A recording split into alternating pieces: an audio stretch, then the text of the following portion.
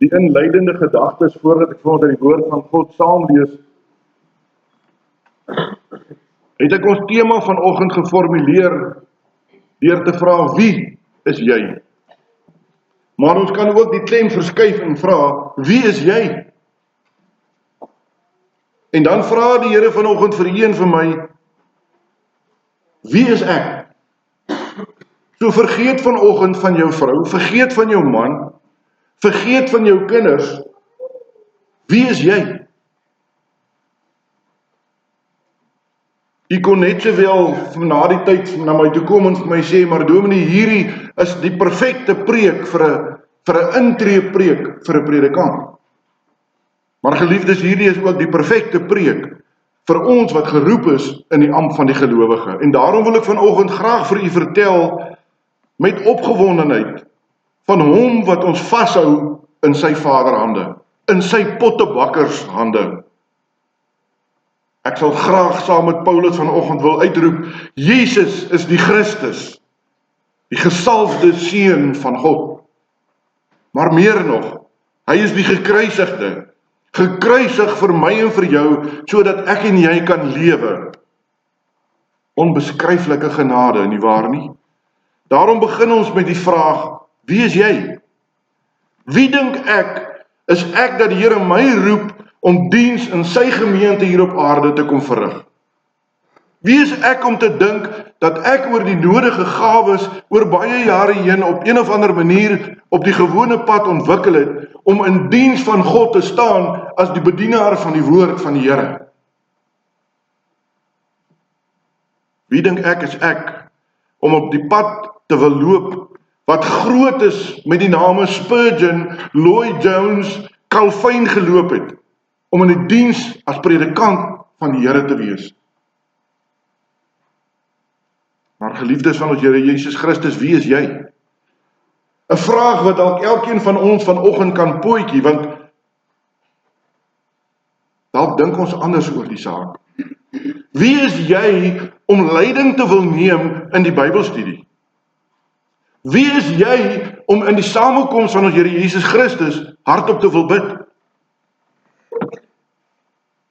Wie is jy om vir iemand te wil vertel wat Jesus Christus vir jou beteken? Wie is jy dat jy iemand wil waarsku om nie te steel nie of lelik te praat nie? Of wie is jy om sommer van die erediens van ons Here Jesus Christus af weg te bly? Wie is jy wat vanoggend tydens Pinkstersondag aan die nagmaaltafel wil kom aansit? Wie dink jy is jy? 'n harde vraag wat vanoggend na elkeen van ons toe kom. Maar dis 'n geldige vraag, want ons is so onwaardig om in die Heilige Gees se diens te wees. Maar hierdie vraag sny na twee kante toe. Daar is party mense wat regtig dink dat hulle waardig genoeg is, of selfs waardiger as die ander is, om in diens van die Here te staan. Die besef van my eie onwaardigheid het my in die voorbereiding vasgeklem. Maar as die Here ons roep, maak hy die pad vir ons oop. Daarom lees ek vir ons vanoggend uit Johannes, die evangeliebeskrywing volgens Johannes, hoofstuk 1, en wel daar vanaf vers 19. Johannes hoofstuk 1, vanaf vers 19, ons gaan lees tot en met vers 34. En dit is die getuienis van Johannes, toe die Jode uit Jerusalem priesters en leviete gestuur het om hom te vra, wie is u? En hy het erken en nie ontken nie, maar het erken ek is nie die Christus nie. Toe vra hulle hom, wat dan? Is u Elia? En hy sê ek is nie Elia nie. Is u die profeet? En hy antwoord nee. Toe sê hulle vir hom, wie is u? Dat ons antwoord kan gee aan die wat ons gestuur het. Wat sê u van uself? Hy antwoord, ek is die stem van die een wat roep in die woestyn. Maak die pad van die Here reguit, soos Jesaja die profeet gesê het. En die wat gestuur was uit die Fariseërs. En hulle vra hom en sê vir hom, waarom doop u dan, as u nie die Christus of Elia of die profeet is nie? Johannes antwoord hulle en sê, ek doop met water, maar onder julle staan hy, vir wie julle nie ken nie. Dit is hy wat na my kom, wat voor my geword het, wie se skoenriem ek nie waardig is om los te maak nie. Dit het gebeur in Betabara, oorkant die Jordaan, waar Johannes besig was om te doop. Die volgende dag sien Johannes na hom toe kom en hy sê, daar is die lam van God, wat die sonde van die wêreld wegneem.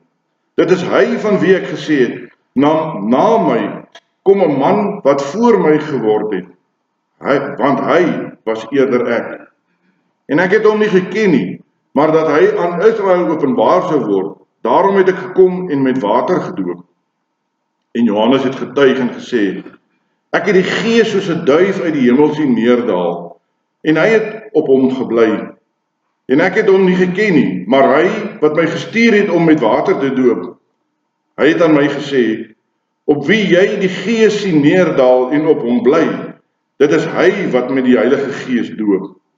En ek het gesien en getuig dat hy die Seun van God is. Die evangelie volgens Johannes, die apostel van Jesus, fokus baie oor die vraag wie Jesus Christus was. In die voorafgaande gedeelte, die eerste 18 verse, gee hy 'n oorhoofse opsomming van wie Jesus Christus, maar ook wie Johannes was. En dan hier van vers 19 af, begin hy om stelselmatig die evangelie oor te dra, die blye boodskap van Jesus Christus. Dit is, of hy vereers wil stilstaan by wie Johannes die doper was, of dalk wie hy nie was nie. Ons weet uit die evangelie volgens Lukas, dat Johannes familie was van Jesus, en so 'n paar maande ouer. Toe die engel sy geboorte aankondig, het sy pa Sagaria gesê, in dieselfde gees en krag as Elia sal jy uitgaan, om ongehoorsaames op die regte pad terug te bring, en om so vir die Here 'n volk voor te berei. En so was dit. Soos Elia van ouds, het hy rowwe klere van kameelhare gedra en in die veld van sprinkane en heuning gelewe. Soos Elia het hy ook nie doekies omgedraai nie, en sy prediking was onverskrokke en reguit op die man af. Hy was dus nie deel van daardie godsdienstige gepepel in Jerusalem nie. Hy spreek hulle selfs aan as julle slange. Hy het nie by die ander rabbies geleer nie, en hy preek anders en doen dinge wat ongewoon is. Sy boodskap was dat mense hulle moes bekeer, omdat die koninkryk van God en daarmee ook God se oordeel naby was.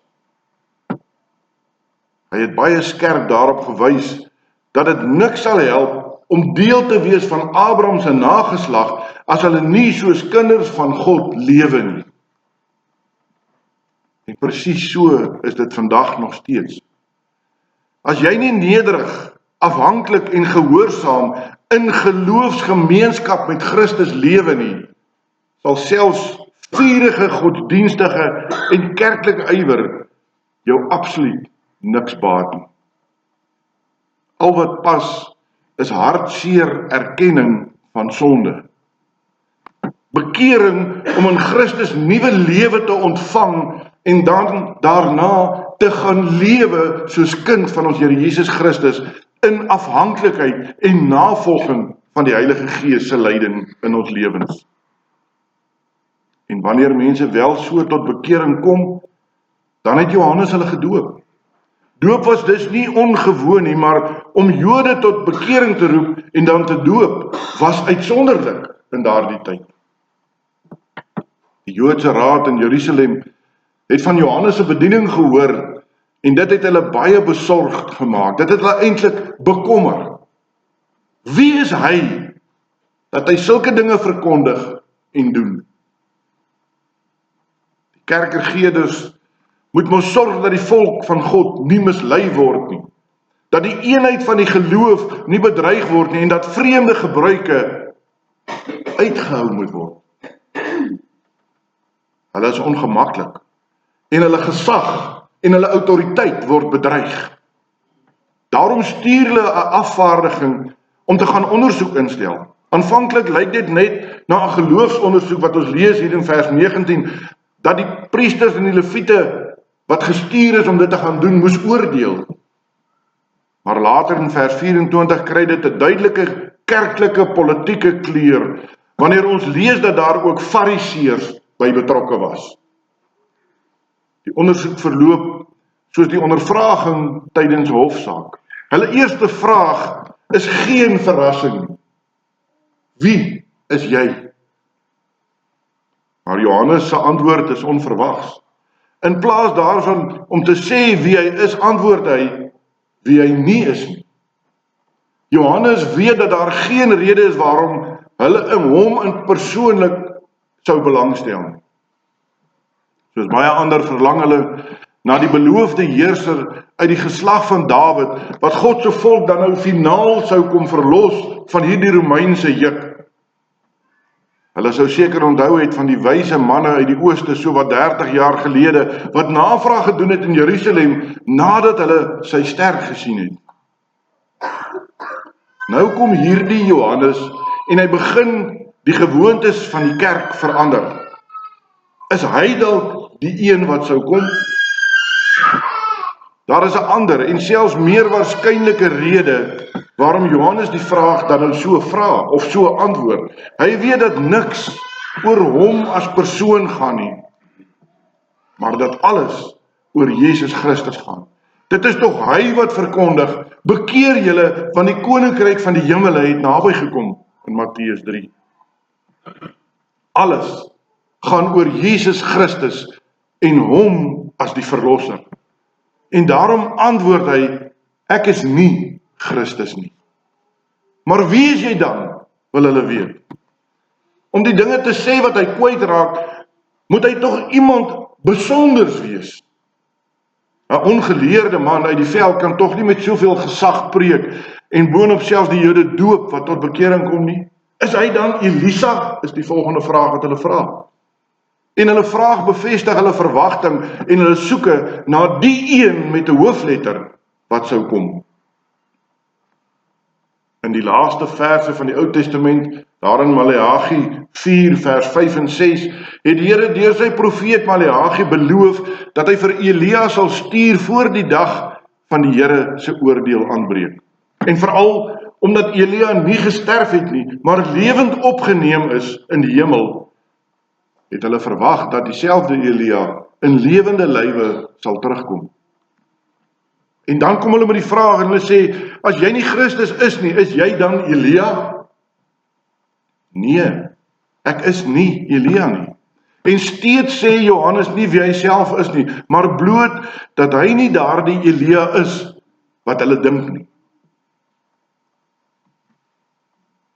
Die Joodse raad en hulle afvaardiging was so vasgevang in hierdie fisiese lewe, dat hulle die ware betekenis en die vervulling van die profesieë misgekyk het. Jesus het later vir sy disippels gesê, dat Johannes wel die Elia sou wees wat kom, maar nie dieselfde mens in vlees en bloed nie. Onthou u dalk die woorde van Sagaria? Hy sal in die gees en die krag van Elia kom, dieselfde geaardheid as Elia, en geroep en bekragtig deur dieselfde gees van God. Hulle derde vraag wys steeds dat hulle nie kan dink dat Johannes sommer net 'n gewone man kon wees nie. Hy moet mos iemand spesiaal wees. En dan kom hulle met die vraag, is jy dan die profeet? Hulle vra daarmee of hy die vervulling van die Here se belofte is, wat hy deur Moses gee, daar in Deuteronomium 18 vers 18, dat God 'n profeet sou stuur uit sy volk, wat sy woorde aan sy volk bekend sou maak, en dat God dan rekenskap sou eis vir ongehoorsaamheid. Is jy dan die profeet? Nee, ek is ook nie die profeet nie, antwoord Johannes. En Johannes praat steeds nie oor homself nie. Nou is die ondervraers half in die moeilikheid, in die knyp. Hulle het geen verdere vooropgestelde idees van wie hierdie man dan kan wees nie. Hulle moet gaan rekenskap gee terug daar in Jerusalem aan hierdie aardse godsdienstige leiers wat hulle gestuur het. Maar wie is hy dan? Wat het jy vir jouself te sê? Nou antwoord Johannes die vraag, maar steeds sê Johannes nie wie hy is nie, want dis nie belangrik nie. Hy antwoord wat hy is en wat sy roeping is. In die beste Afrikaanse vertaling van sy antwoord is die ou Afrikaanse vertaling. Hy sê, ek is die stem van een wat roep in die woestyn. Maak die pad van die Here reguit. Op 2 plekke in die Ou Testament het die Here beloof dat hy hierdie stem, hierdie boodskapper sou stuur. En dan sê Johannes vir ons daar in hoofstuk, Johannes wat verwys na Jesaja in hoofstuk 40 vers 3, waar die Here beloof dat hy iemand sal stuur, staan daar in vers 3, 'n stem van een wat roep, berei in die woestyn die weg van die Here, maak gelyk in die wildernis 'n groot pad vir ons God. Later in Maleagi 3 sê die Here, ek gaan nou my boodskapper stuur, hy sal die pad voorberei.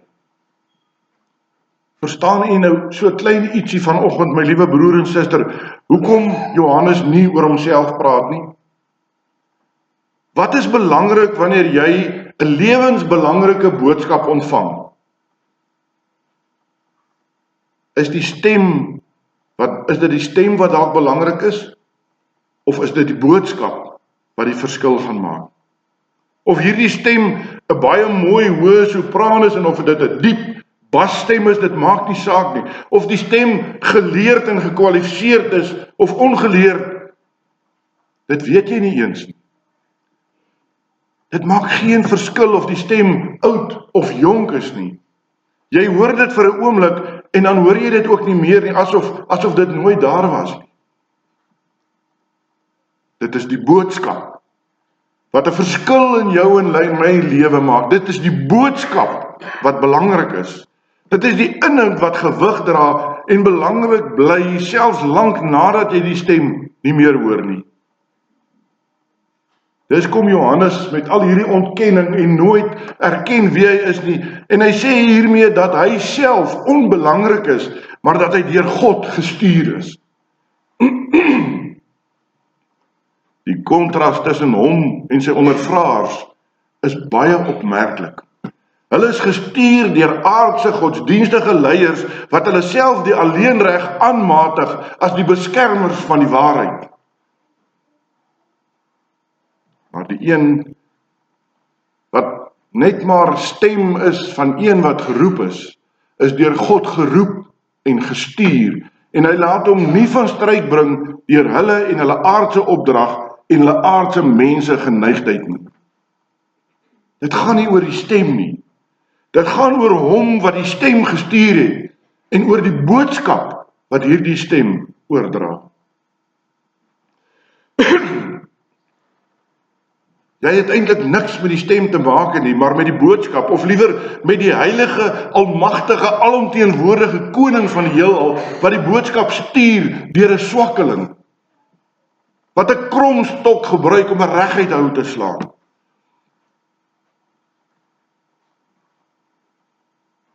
1 Timoteus 5 vers 17 sê, die ouderlinge wat goeie leiding gee, behoort dubbele eer te kry, veral die wat hard werk deur te preek en onderrig te gee. Maar ons moet hulle nie op 'n verhoogie plaas nie, my liewe broer en suster. Hulle is nie deel van die pragt en praal van God se koninkryk nie. Dit gaan oor die boodskap. Moet jy dus nie blind staar teen die stem wat voor u staan om die boodskap te bring nie. Sien eerder God wat deur 'n swakkeling sy woord wil laat verkondig. Soms word daar in baie kerke en op baie plekke 'n tipiese predikantskerk, dat die boodskap en die roeping van die ouderlinge en die diakens en die gelowiges verwaarloos word en selfs geminag word. Predikante verteenwoordig nie die pragt en die praal wat daar in die hemelse koninkryk is nie. Hulle verteenwoordig die diensknegt van God in sy plaaslike gemeente. Paulus sê daar in Kolossense 1 vers 24, sy lyding vul Jesus se lyding aan deur dit te bekend te maak aan die wêreld.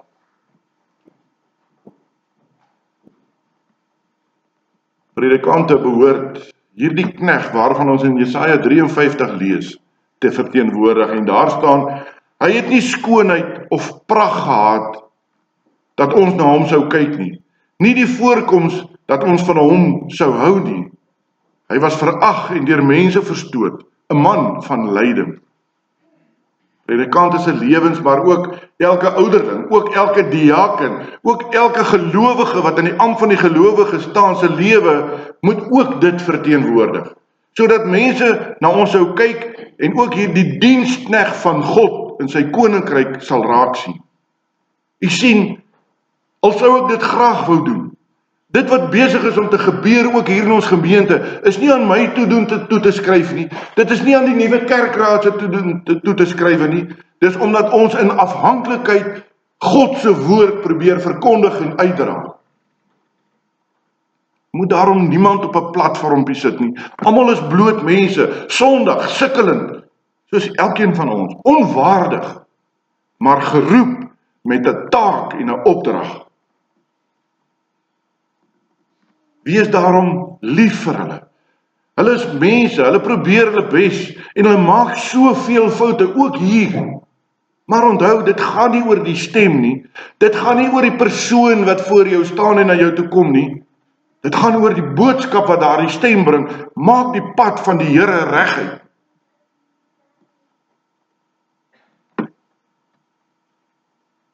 Hierdie maak die pad van die Here reguit kan net sowel vertaal geword het uit die brontaal is, hou koers, hou rigting, weet waarheen jy op pad is, want jy weet waar jy vandaan kom. Bring jou lewenspad weer op God se koers. Hou op wonder oor die stem en luister na die boodskap. Maak 'n pad vir die Here in die woestyn wat soveel keer die simbool van God verlatenheid is. Daar waar daar nie meer hoop is nie. Daar kom Johannes en hy sê, maak die pad gereed vir die koms van die koning van die konings.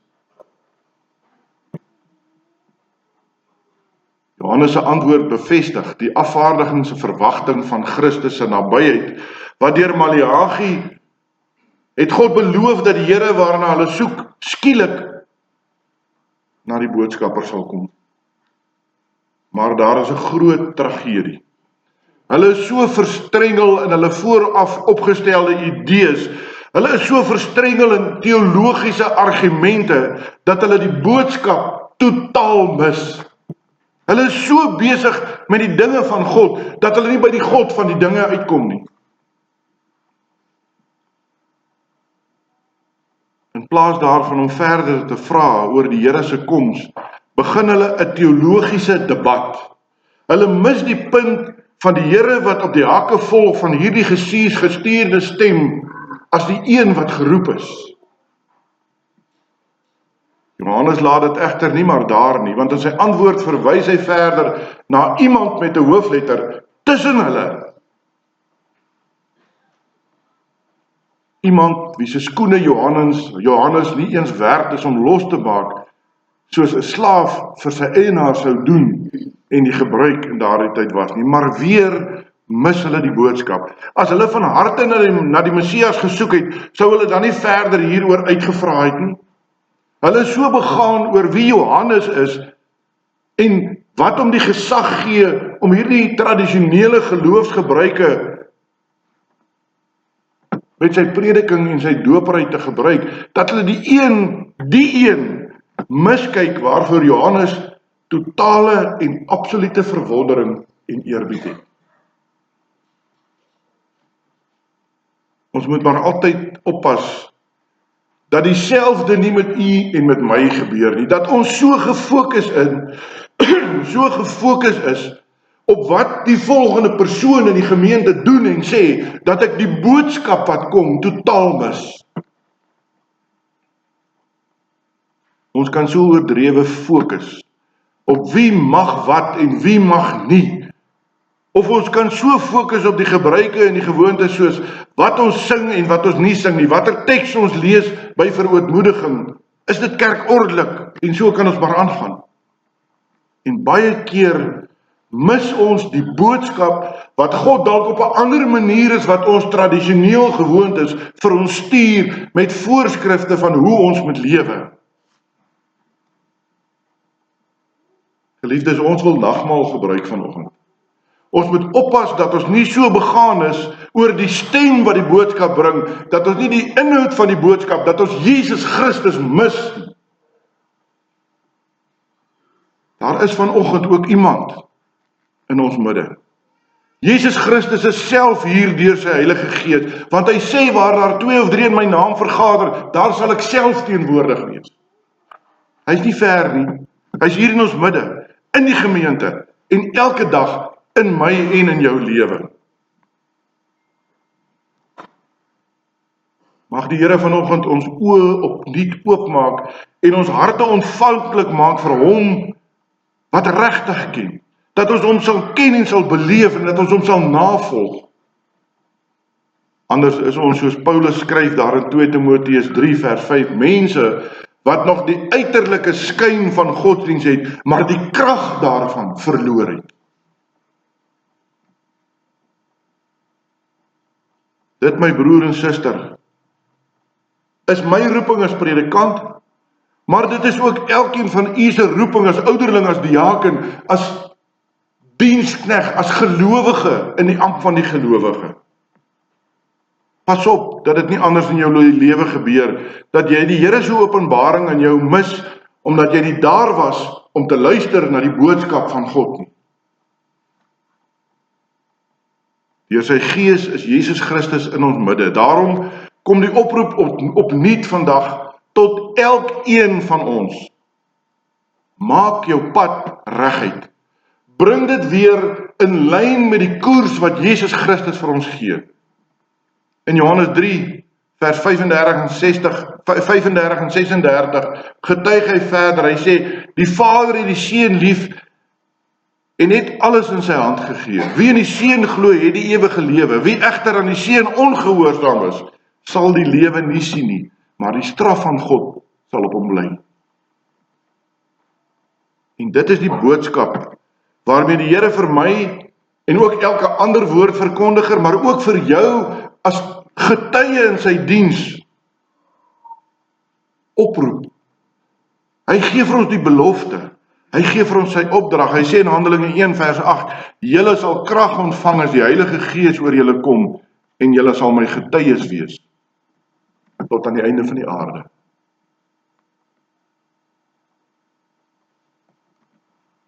Ons hoor en ons lees hoe baie predikante in die hedendaagse tyd uitbrand. Nou as julle daaroor meer tegnies wil gaan praat met Alida, ek gaan dit nie nou doen nie. Wat beteken dit as iemand uitbrand? Geliefdes, in my swakke menswees, in my verwysing, het ek dit vir myself uitgemaak. Herman, dit is wanneer jy in jou eie krag God se gemeente wil lei en nie meer afhanklik en bidend voor God bly vir sy boodskap nie. Predikante brand uit, want ons word te belangrik in die oë van die mense. En ons is nie meer op ons knieë voor God nie. Het u in die hele prediking vanoggend agtergekom dat dit eintlik nie gaan oor wie Johannes of wie ek en jy is nie. Dit gaan oor Jesus Christus. Die Seun van God wat steeds in elkeen van ons midde is. Dit is immers hy wat mense uit genade van hulle sonde straf verlos het. Dit is hy wat stemme en boodskappe stuur om sy boodskap aan ander oor te dra deur die kragtige werking van die Heilige Gees. Ek pleit vanoggend by, jy moet daarom nie langer vashaak oor wie die stem is of wie nie die stem is nie. Kyk verby ons gebruike en ons teologiese argumente sonder om die waarheid prys te gee. Maar sien hom raak wat in ons midde is, kry en hou jou pad terug op God se koers en maak dit 'n groot pad sodat jy 'n menigte saam met jou kan vat. Luister na sy boodskap in die woord, leer hom wat in ons midde is goed ken en leef so naby aan hom dat ander daardie begeerte sal ontwikkel om soos jy te kan lewe. En onthou, wie is ek en jy? Ons is maar net 'n stem, 'n ou klankie wat nou en dan daar is en dan weer weg is. Maar wat saak maak is die boodskap en hy wat tussen ons is, Jesus Christus. Ek lees hierdie raak eendag en daarmee gaan ek afsluit. Dit is wanneer ons onsself vergeet, dat ons dinge doen waarvoor ons onthou sal word. Amen. Kom ons bid saam.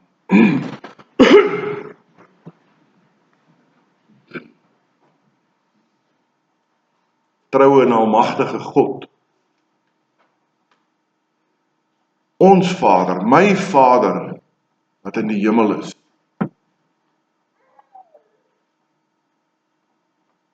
As ons vanoggend stil word, Here,